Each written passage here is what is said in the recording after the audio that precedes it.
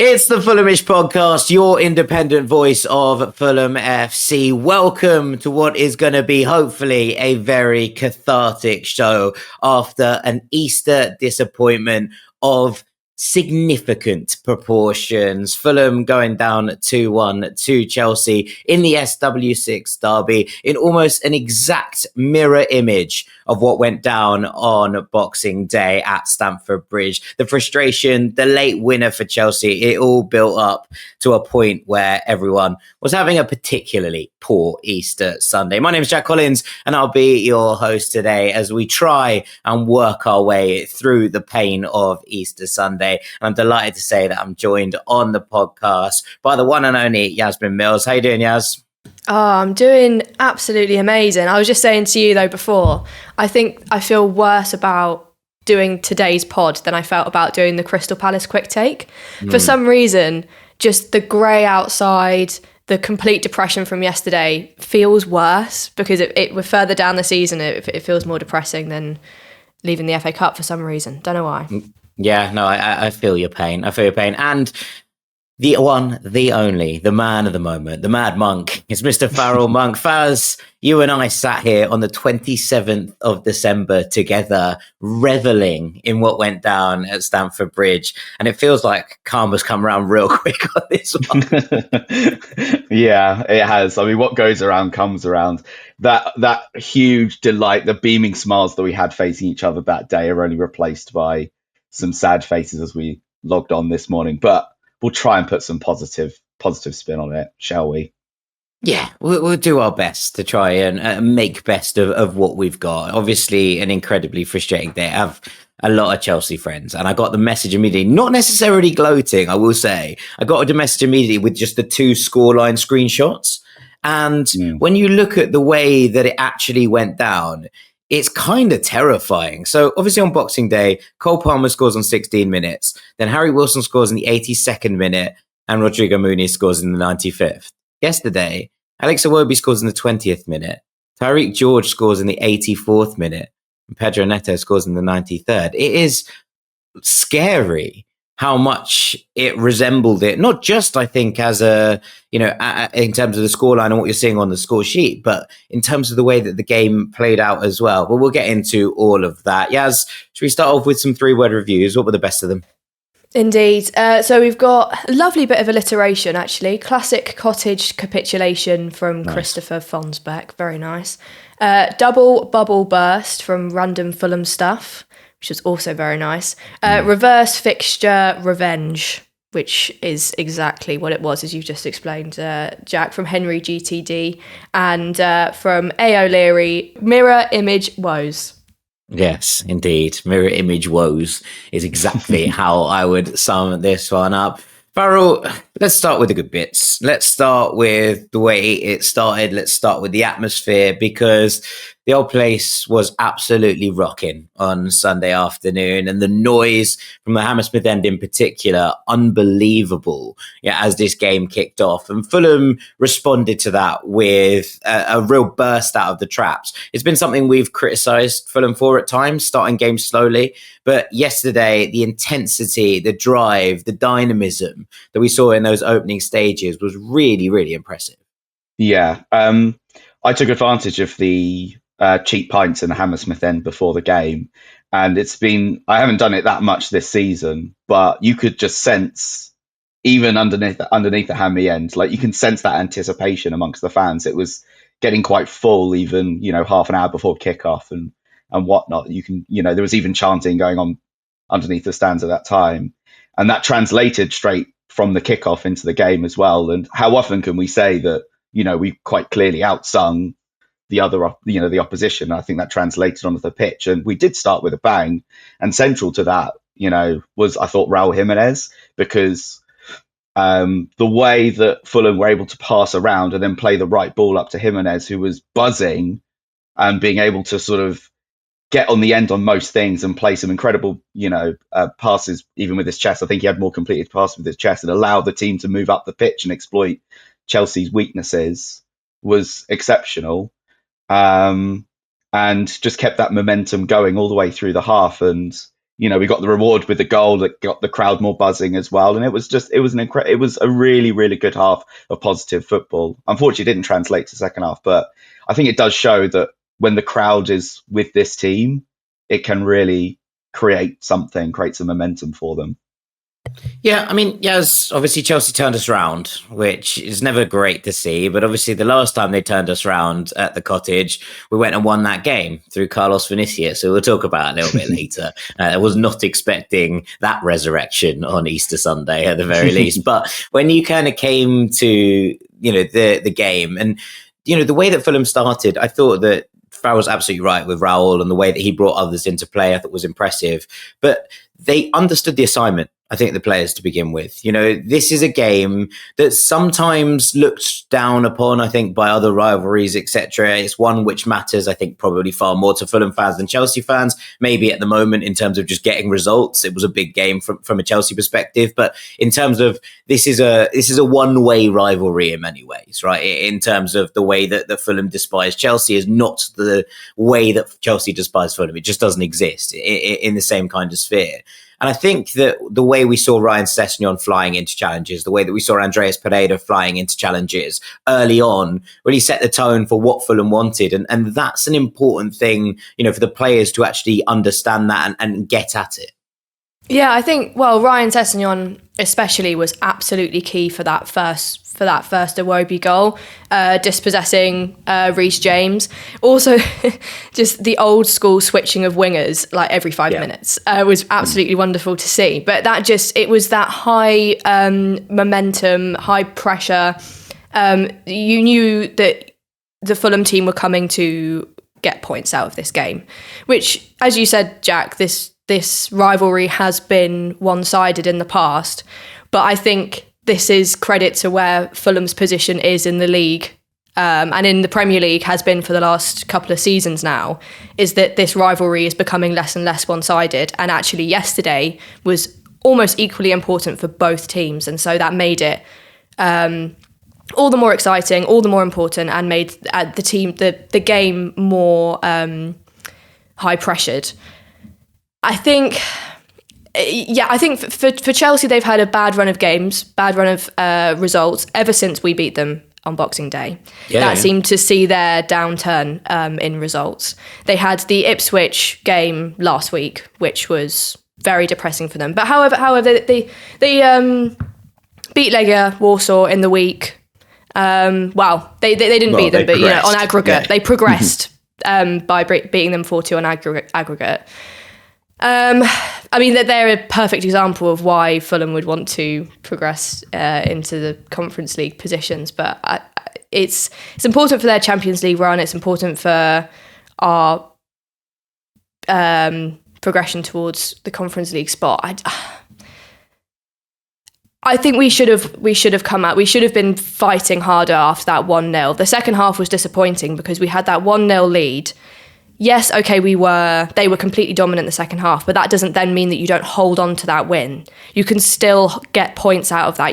There's no reason why you should throw that game away. You soak up the pressure, and perhaps we did that too much and then sacrificed 3 points. It was really frustrating, and for a rivalry which has become all the more important and all the more exciting, the game just sort of flew away from us and couldn't do anything about it. Yeah, 100%. And look, I'm going to come on to the second half and why and how and why that all kind of came to pass. But I think just in terms of the way that Fulham scored this opening goal, you mentioned it there, Yaz. Ryan Sessegnon winning the ball back from Reece James, picks his pocket. And I thought it was really interesting kind of listening to it and seeing the element of it. In a home game, you get a heads up. The fans tell you there's someone coming to pick your pocket. You get that man on from the rest of the crowd automatically. That doesn't happen, obviously, in an away game. And Reece James looked rusty. He was withdrawn at half time. He didn't look like he was in the right positions. He kept drifting into that midfield role. I know that's what Maresca wants, but it meant that they were incredibly short-sided down one flank, and Fulham were able to take advantage of that. And I thought the goal, Farrell, was a really good example of how that intensity can push you up the pitch, especially given that there was already a goal disallowed, right? So it was about 4 offsides in the build-up for that, never mind 1. And then, there are these moments where you're thinking, is this going to open up? Is this the moment that opens up? And Fulham forced the opening. And I think that's a really important thing in a game, where Fulham were in the ascendancy, I think, in the early kind of stages, probably for the whole first half. you kind of come to that and you're thinking, okay, can you take advantage of it? And a moment like that shows you how, intensity in the final third can actually end up with moments that break games open. And that's exactly what happened here. Yeah, I think the intensity, I mean, you alluded to earlier, Fulham's intensity really unsettled Chelsea quite a lot. And Andreas Pereira was, leading that by that example all the way through the first half. And obviously a result came from that, that Reece James' pocket was picked. I was surprised that Reece James started because I thought Enzo Maresca said at the moment he can't do 2 games in the week. And I think he started He did, yeah. on Wednesday. But beside that, that intensity and the way that Ryan Sessegnon was able just to get that ball and drive, does do what he does best and drive at the defence and play a lovely pass into Iwobi, who, as he's been doing most of the times this season, when he's an instinctive player, or at least when he's taking just one touch and hitting it, it's usually hitting the back of the net. I think it's 9 goals for him now. I think he's almost equaling Raul Jimenez for goals this season in a similar amount of appearances, which is a pretty fantastic return for a winger like him. But yeah, it was a wonderful moment, and it was what Fulham really deserved at that moment in time. Yeah, I mean, yes, I think, you mentioned some of the frustrations with the second half, and we'll come on to them. But my frustration is that Fulham didn't press on quite as much from there. Now, there were opportunities, and I don't think this was a lack of effort or a lack of trying, but I think that the game was there to be won in those sort of 20 minutes between taking the lead and then, the halftime whistle, which allows Chelsea to regroup, they make changes, and the second half is a different beast.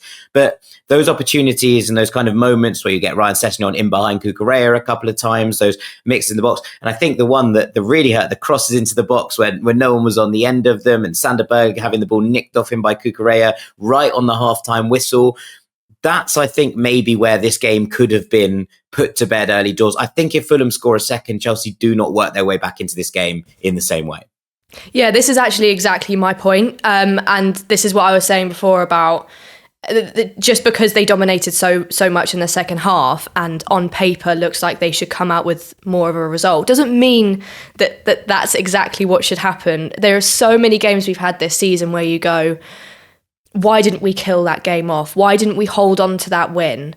Bournemouth were able to do that last week. We had pockets of that game on Monday night where if you were to look at the game on paper, perhaps we should have come out with a result, but Bournemouth didn't let that happen. So why we let that happen yesterday frustrates me. Why didn't we kill the game off as we did at Liverpool? Liverpool for me was such a shock because we scored 3 goals in 15 minutes and completely put the game to bed and gave us that little cushion to be able to concede another goal, but you still come out with 3 points. Yeah, you can ride it out a bit more, right? Well, exactly. And so I think that's partly why I'm so frustrated about yesterday is because we allowed the dominance to then actually result in those 2 goals. Both goals, I'm sure we'll come on to later, were obviously incredible goals, and there's not a huge amount you can do about either of them. They're 2 moments of magic from Neto and George. But yeah, I think it's the inability to kill off the games or hold on. For some reason, Fulham cannot keep a clean sheet.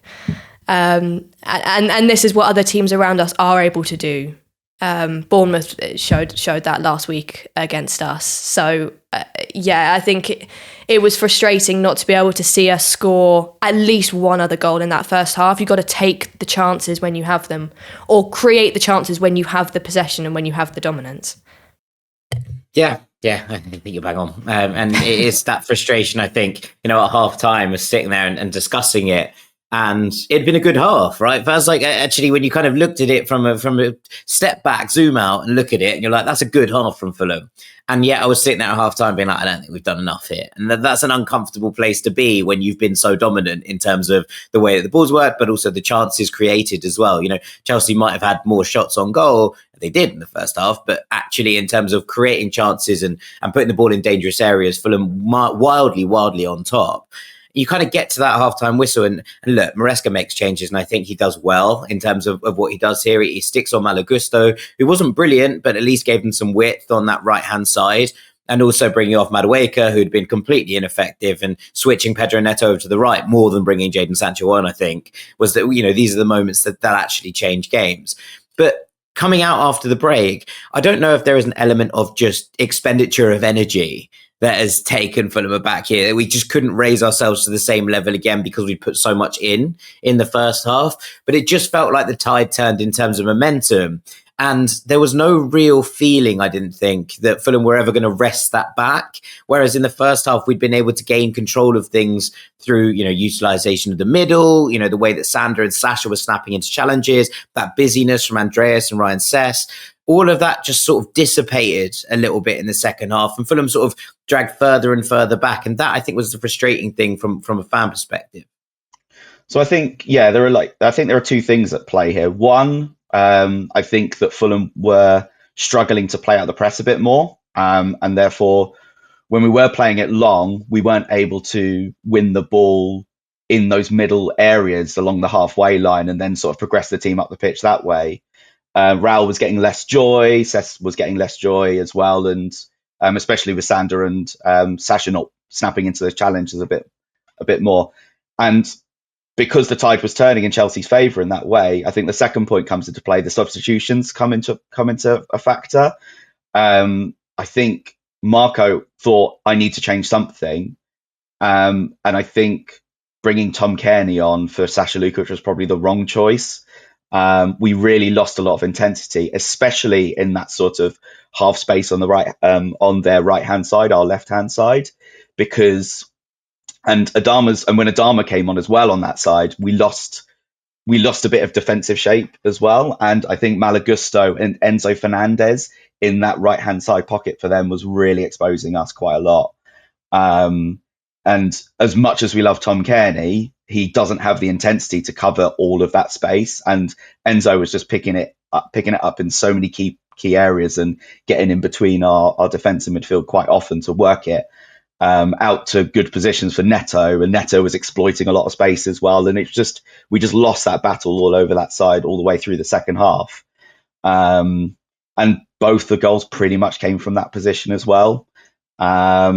And I think it's just basically a case of two managers, and unfortunately, Maresca got the better of Marco Silva in this one. Unfortunately, that he was able to change the game in their favour with those substitutions, and actually maybe exposes a bit of slight weakness in this squad depth at the moment. The fact that ESR wasn't available off the bench, Rodrigo Muniz wasn't available off the bench, the fact that Harry Wilson hasn't played any minutes of football in a long time and was pretty ineffective when he came on.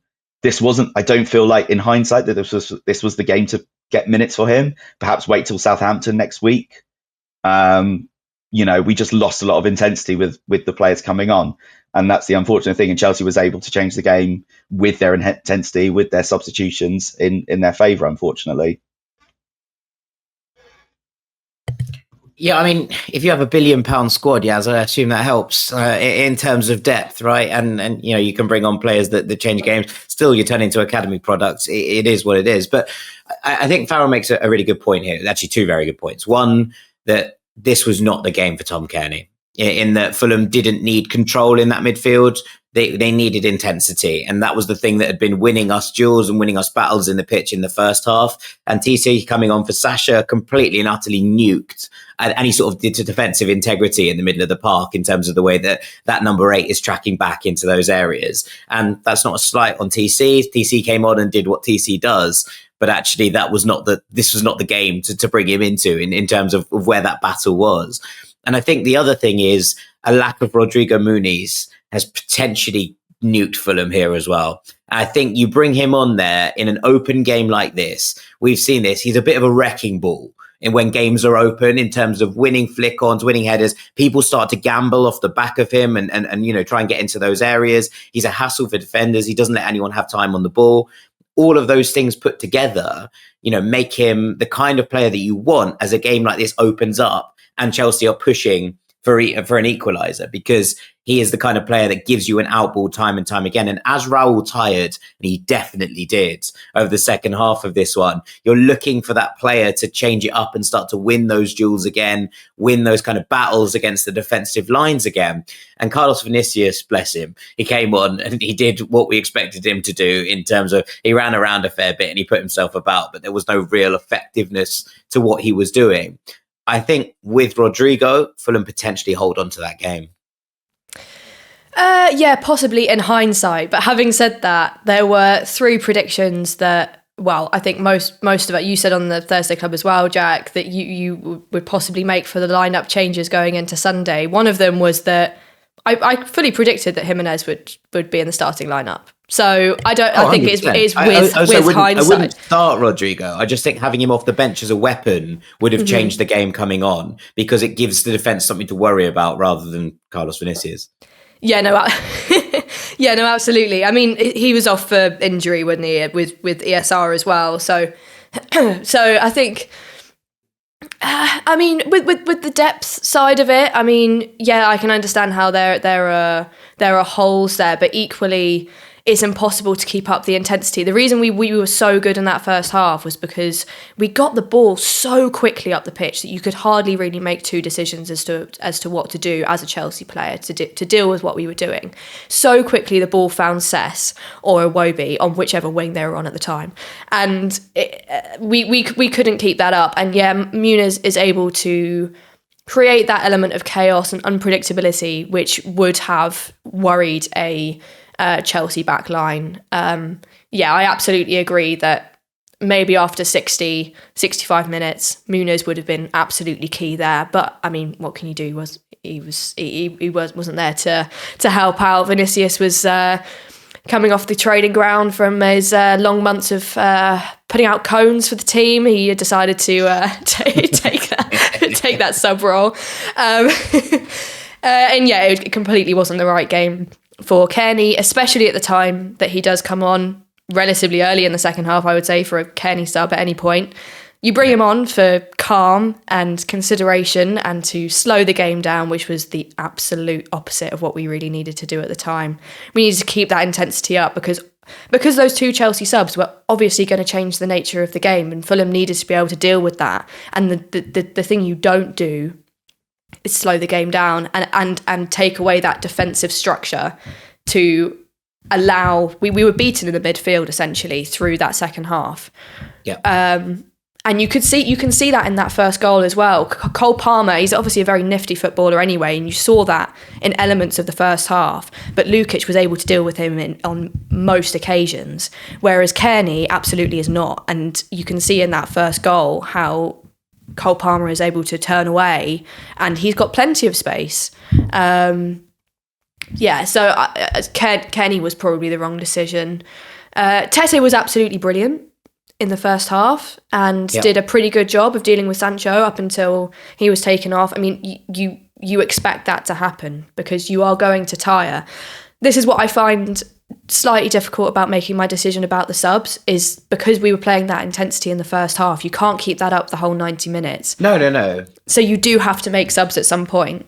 And well, what Sammy suggested on the quick take was that you go to a 5 at the back. You do keep Tete on, but you bring him over into the sort of centre part of it, and you bring Castagna on as well to shore that up. Possibly that would have worked, but then that's still the same soaking up pressure and taking off the attacking intensity. So possibly that might not have worked. If you unleash an Adama at the same time, then suddenly you give them something to worry about going the other way. I mean, I just think it was a game for Harrison, not TC. It is one of those moments where you look at it and you think, who's going to come on there and just busy themselves around the midfield? Yes, obviously we've seen Harrison make mistakes, this season, and obviously the Brighton penalty and all of that. But in a game crying out for someone to be that presence in the midfield, and it wasn't like it was a dominant aerial battle where he was going to get outmatched or oversized. This is Enzo Fernandez and Moises Caicedo. They're both relatively small players, right? It felt like the kind of game to match fire with fire, and instead, we tried to pour cold water on it, and instead it turned out to be an electrical fire, and it got worse when we poured water on it. So, you kind of look at it from those perspectives. I struggled with it, Faz, in terms of, the options taken at those moments. There's listening to Yasmin talk about potentially going the five at the back, thinking about it. If you cast your mind back to Boxing Day, we did play five at the back, and actually, what that helped with the fact that because you had Joachim Andersen in the centre, and then you had Diop and Bassi either side, and what it actually allowed Fulham to do was to nullify their midfield threat, because it allowed Bassi and Diop to step up into those midfield duos, especially Cole Palmer. And I think what it would have helped yesterday, it would have helped step up onto Enzo Fernandez a bit more, but because the midfield would have had an extra man with the energy, like Calvin Bassi, the energy and strength that overpower those midfield options where we were being exposed. But hindsight's a wonderful thing, of course. But yeah, I think that would have been a nice thing to do, and I certainly would have agreed to bring on Harrison Reed. Hindsight not needed for that one. No, I think we could see that one at the time, head in hands, and you're seeing the numbers come up on the boards and going, no, one, not Sasha. Sasha's been excellent. And two, he's not even on a booking for once. You don't even need to worry about him getting sent off. No, this is the change. I mean, yes, look, we should probably talk about the two goals briefly, frustrating as it was.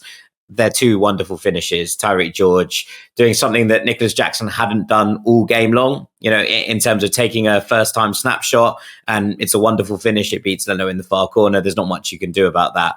The second goal I have more of an issue with in terms of the way that Fulham defended. Not in terms of the strike. There's no way you're stopping that once Pedro Neto unleashes. But in terms of the build-up and the way that Chelsea were able to, find their way into the Fulham box, that ball coming across, it's a wonderful touch from Pedro Neto. And, moments like that come about because there is an element of class at play. But the ball in was too easy. There's no one anywhere near him. Joachim Andersen should be closer. There's a frustration with that because you can't really talk about goals like that and think and have legitimate concerns about, the way that the ball has hit the back of the net, right? But I think in the build up to it, you can have issues with the way that Fulham defend this move at that moment of a game.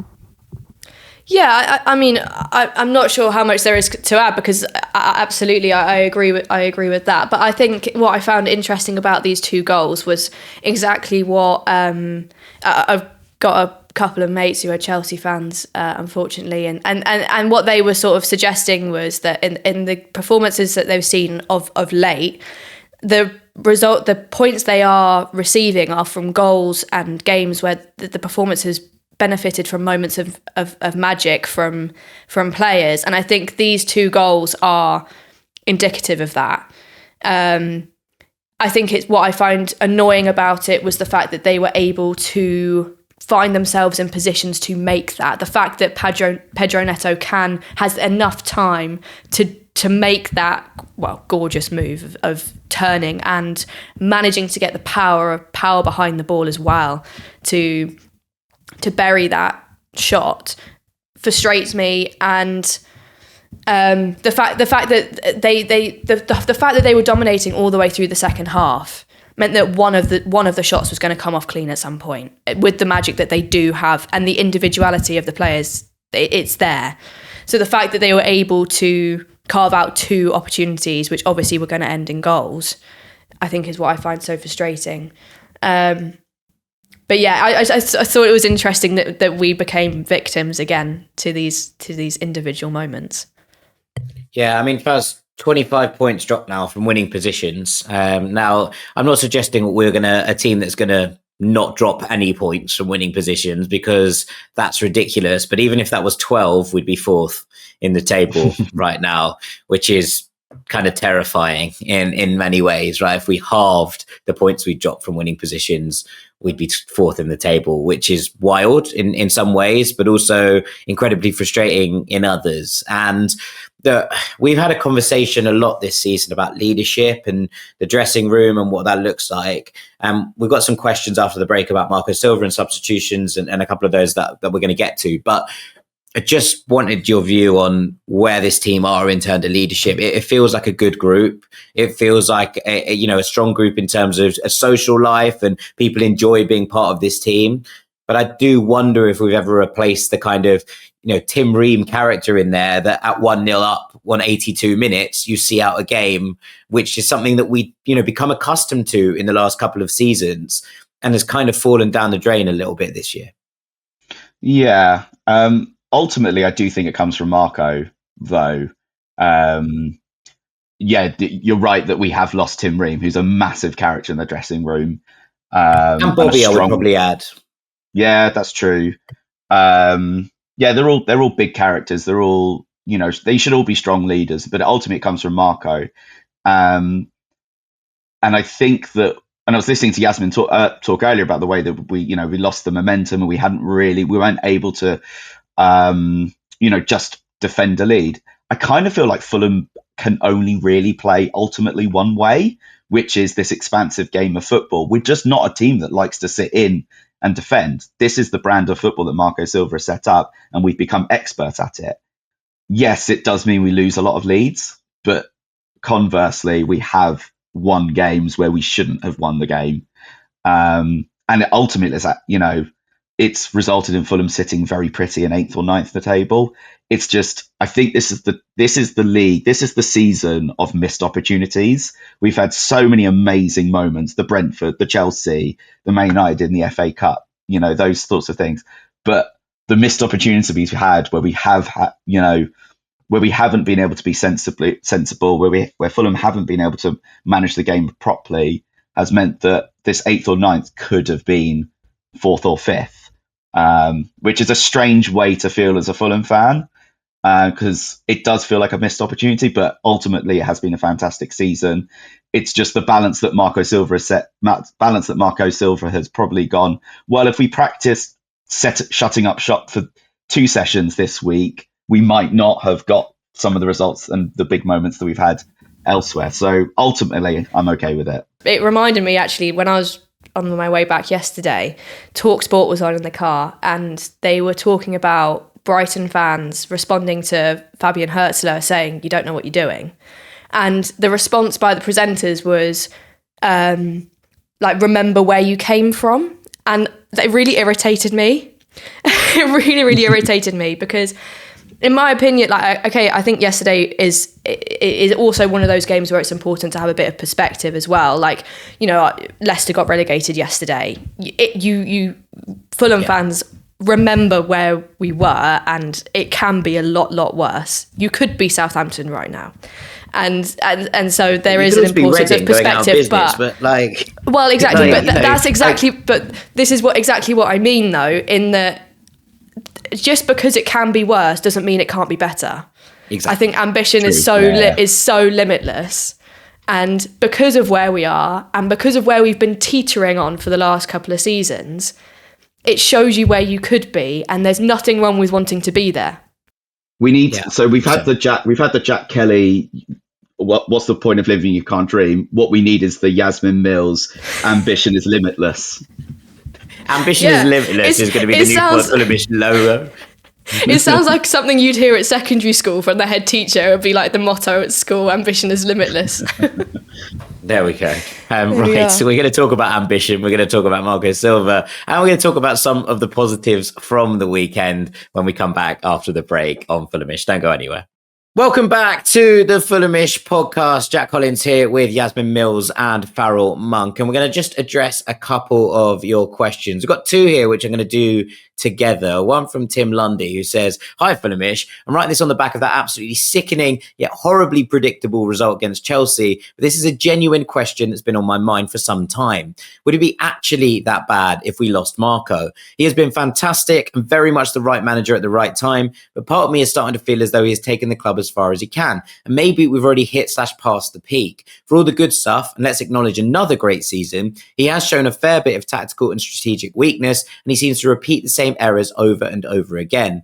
As a now firmly established Premier League side based in London, I feel we're an attractive enough proposition to appeal to a manager of at least equal calibre to Marco, and that could maybe breathe some freshness into our play / open up some new doors on the recruitment front. Dare I say it, it feels like we've become a little bit stale. For the avoidance of doubt, I do not want Marco to go. But whereas previously it felt like his departure would be completely disastrous, I think a change this summer wouldn't necessarily mean a step backwards. Thanks, Tim. And also this from Richard Hurst, who said, "Hi team, when I suggested in an email a couple of weeks ago that Marco has taken us as far as he can because he's not good tactically, the reaction was as if I'd sworn in church. Now the evidence is building up. From the Palace match through to Chelsea, wrong tactics, wrong substitutions. He's been great for us and he's clearly a good man manager, but I don't believe he can take us to the next level. We need to be clear-headed in the close season, not let emotion cloud our judgment," and move on. From Richard Hurst.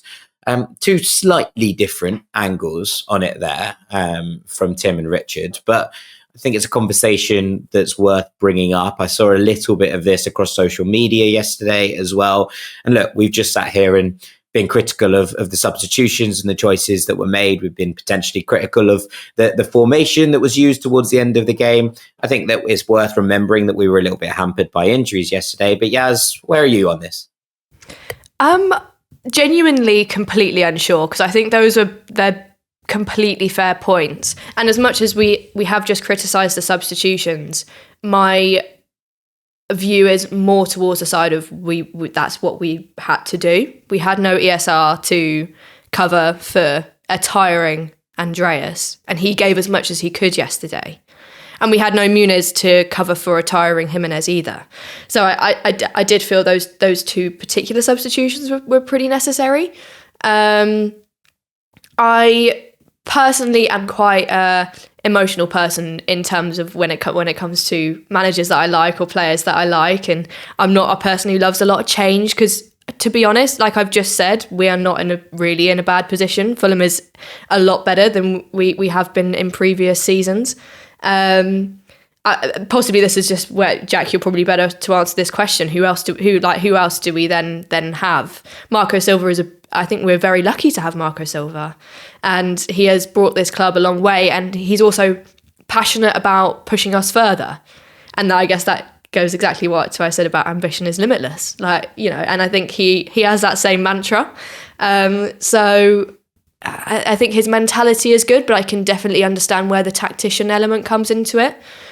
With Crystal Palace and Chelsea yesterday being two very, very good examples of where that faltered a little bit, and how long do you let that go for? I would say we're still early enough not to be. This is why I'm not too sure what my opinion is at this point, is because we do still have important games coming up in the rest of the season. We haven't got to the end of the season yet, so I'm still willing to see where he goes with the coming fixtures. We've got Villa, still got Brentford. We're not out of the race for the Conference League, so we'll see what happens. But at the moment, I'm still willing to support Marco Silva. Yeah, and look, I don't think that Fulham are definitely not going to depart. Well, they're not going to part ways with Marco Silva, right? If he was to go to Spurs, yeah, there is no world where Fulham go, all right, thanks very much, off you go, right? That doesn't exist. So, that's kind of by the by in many ways. I think that there's a fair point, probably, in Tim's email there, that I think we're in a better place from a kind of club perspective and a stature and a stableness perspective, that if he was to leave, I would trust us to actually be able to attract a manager of good caliber. And there are managers out there who are very interesting, especially ones with links to the club. Liam Rosenior doing an absolutely wonderful, wonderful job at Strasbourg is one that definitely piques interest. But I think, Faz, that one, it's hard to make any judgment calls until the season is done. If we finish 9th and 1 point behind, and we will look back at these games and think, these are the moments that really did kind of hurt us in our quest for European football. Equally, if we have a stormy end to the season and finish 8th, these questions disappear completely overnight. So, I can understand why these things are being debated and discussed.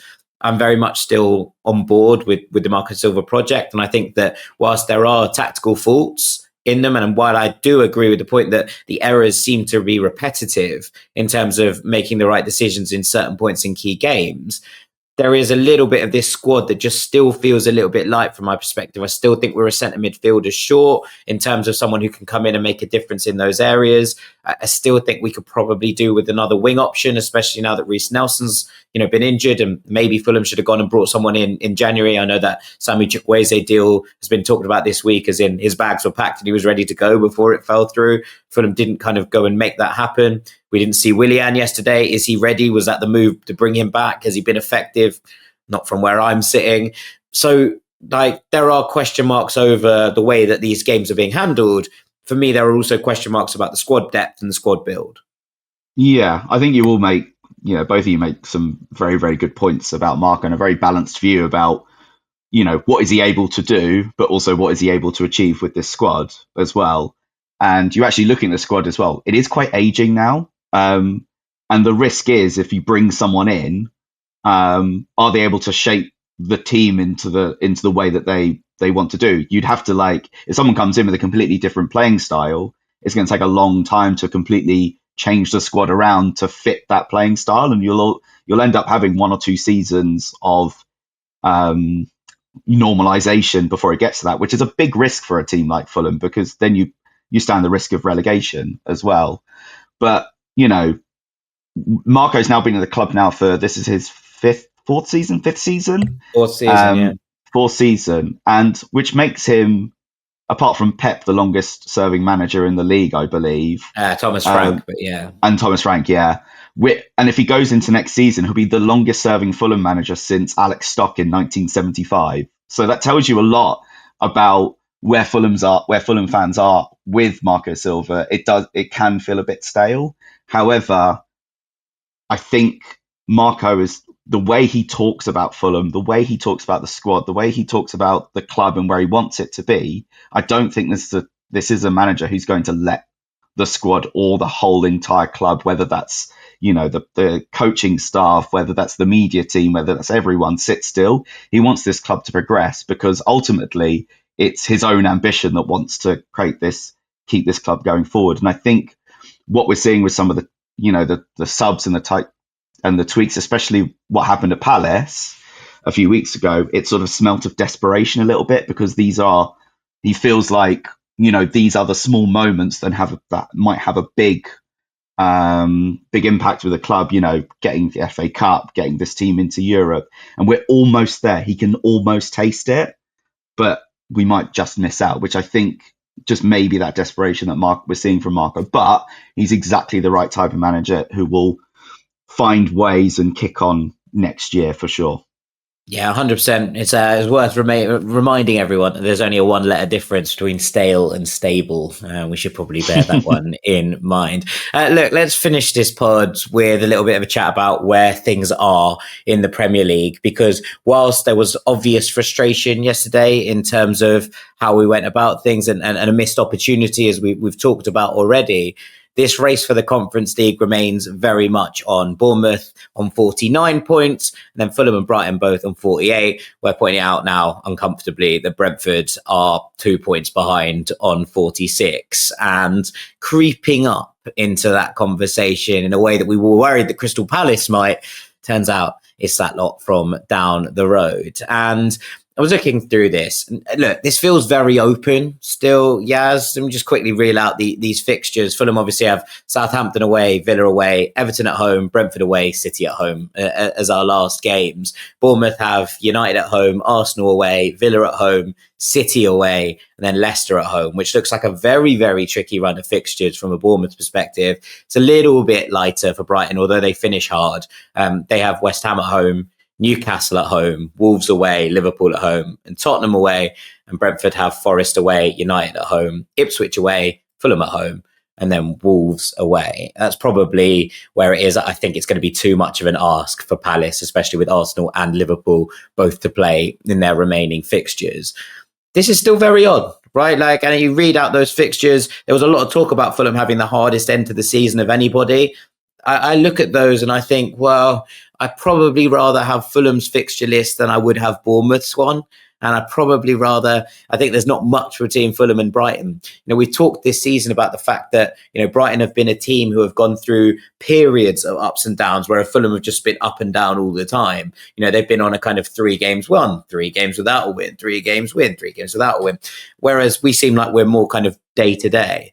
I think obviously a win next weekend against Southampton would probably put us back in the box seat for this. And yes, there are tricky games coming up, but Fulham have performed in those before. I don't think this is done and dusted yet by any stretch of the imagination. No, I do agree with you, but I think in a race this tight, when you have the opportunity to get ahead, then it's important to take them, and that was yesterday, which I think is why I'm feeling so funny about it today.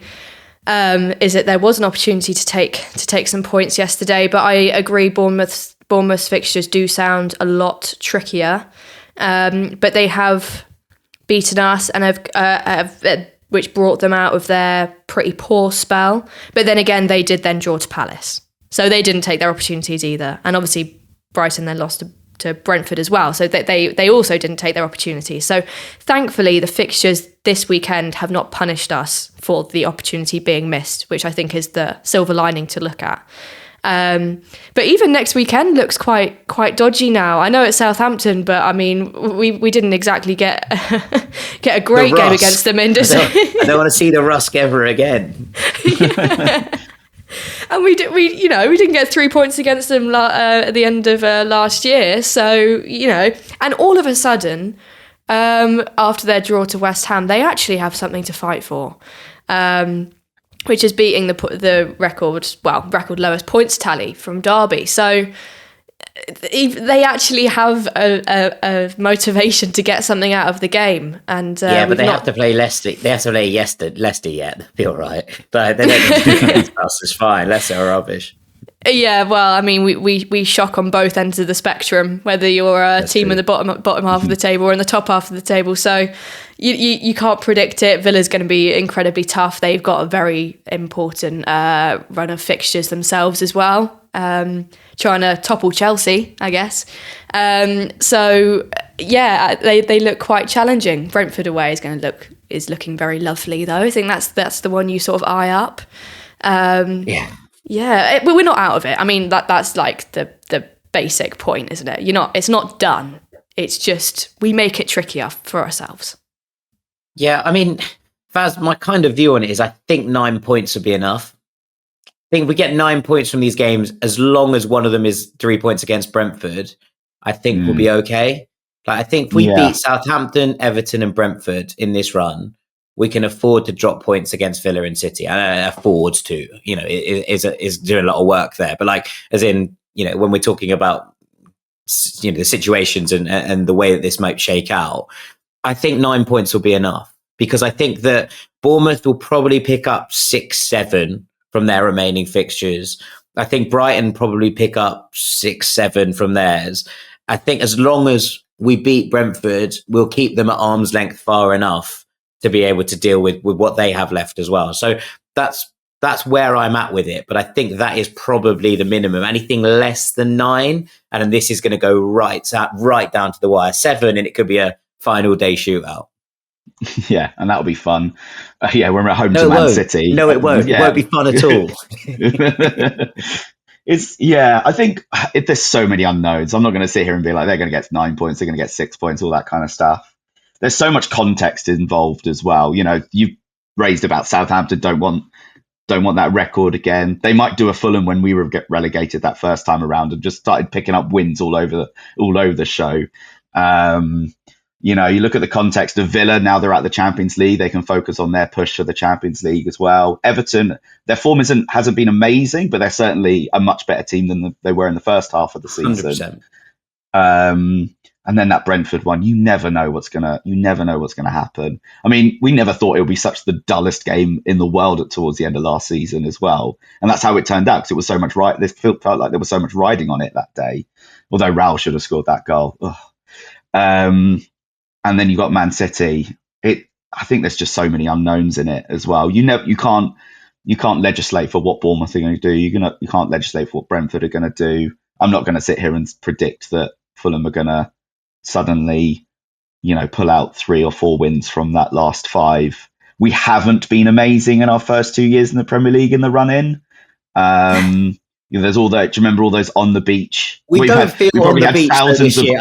I would add that we don't feel on the beach this year. No, we don't. No, that's true. The last 2 years. No, but we're going That's for a true. jog down the beach. Like, it's not like we're running away from it, are we? A jog with our little cocker spaniel running alongside us to the tune of Chariots of Fire. I was going to say it's Chariots of Fire. But yeah, you're right. I don't feel like we're on the beach, but I feel like we're going to end up with thousands of the on the beach 3-word review suggestions coming in over the next few weeks. I hope not. I hope there's going to be on the beach. Yeah, on the beach in sunny Spain when we qualify for the Conference League. Yeah, that'll do. We'll take that one. And on that note, I think it's probably time for us to call this a day. So all that's left for me to do is get Yasmin to name this podcast. Yas, what are we going for? I am going to go for the lovely bit of alliteration, double bubble burst. Just is lovely, rolls off the tongue. So I'm going to do that one from random Fulham stuff. That's a rhyme, not an alliteration, Yas, but we'll work Bubble with burst. it. Bubble burst. That's alliteration. You started by saying there's an alliteration one, and then did 3 C's, and then you were like, "This one's got a nice rhyme to it." Anyway, we're all good. It'll bubble work. burst, A and little it bit rhymes. of alliteration. There you Thank go. you. There you go. All you need is an English lit sort of reference to get the graduates going. We're all excited. Right. Thank you very much to Miss Yasmin Mills. Been an absolute pleasure, Yas. Thank you very much, Jack. Thank you very much to Mr. Farrell Monk. Always a pleasure, my friend. This has been the Fulhamish podcast. Thank you so much for listening, and we will see you on the Thursday Club, where we'll no doubt have the final word about this game before we look forward to our trip down to St Mary's. I hope you've all had wonderful Easters, even if Fulham contrived to do their best to ruin them, and we'll see you all very shortly. You Whites!